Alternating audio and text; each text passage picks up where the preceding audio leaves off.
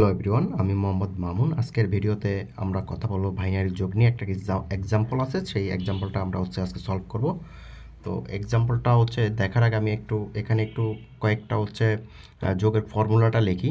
যে 1 1-এ যোগ করলে আমাদের চলে আসবে কি 1 0, এবং 0 1-এ যোগ করলে আসবে 1, এবং 1 0-তে যোগ করলে আসবে 1, এবং 0 0-তে যোগ করলে আসবে কি 0। ঠিক আছে, এখন এইটাই আমরা এখানে অ্যাপ্লাই করে দেখব। ঠিক আছে, তো আমরা প্রথমে এখন করব যে প্রথম এইটাকে আমি লিখবো এখানে।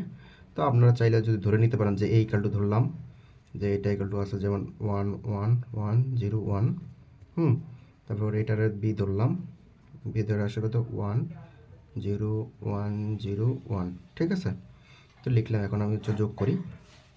তো 1 1-এ যোগ করলে আমরা জানি কি 1 1-এ যোগ করলে আমরা জানি কি 1 0 আসে, তাই না? তাহলে 1টা আমার কি ক্যারি হিসাবে থাকবে। এই 1টা আমাদের কী হিসাবে থাকে?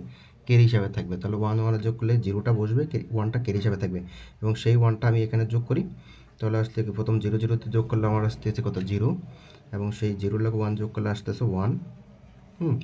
তাহলে আমার হাতে এখন আর কিছুই রইল না। ঠিক আছে, তার আবার 1 1-এ যোগ করলে 1 0 আসে, তাহলে 0টা বসলো, 1টা ক্যারি হিসাবে থাকলো, এবং সেই 1টা যদি আমি এখানে চিন্তা করি তাহলে 1 0-তে কী আসে 1 1 আসবে। সেই 1 এবং 1-এ যোগ করলে 1 1-এ যোগ করলে জানি আমরা কি 1 0, তাহলে আবার বসবে কি 0টা বসবে, 1টা আমার ক্যারি হিসাবে থাকবে, সেই 1টা চলে আসবে এখান থেকে। ঠিক আছে, তাহলে 1 1-এ যোগ করলে আমরা জানি কি 1 0, এবং সেই 1-এর সাথে এই 1টা যখন যোগ করব তখন আসবে কি আমাদের এই 1টা যখন আমি যোগ করব তাহলে 1 1, তাহলে 1 1 থাকতেছে, তাই না? 1 1 বসলো। এটাই আমাদের বাইনারি যোগ। এবং ভিডিওটা যদি অবশ্যই ভালো লেগে থাকে এবং এই ভিডিও থেকে যদি আরও উপকৃত হতে চান তাহলে অবশ্যই সাবস্ক্রাইব করবেন, লাইক করবেন, এবং যদি ফেসবুক পেজ থেকে দেখে থাকেন তাহলে অবশ্যই ফলো দিবেন, লাইক দিবেন।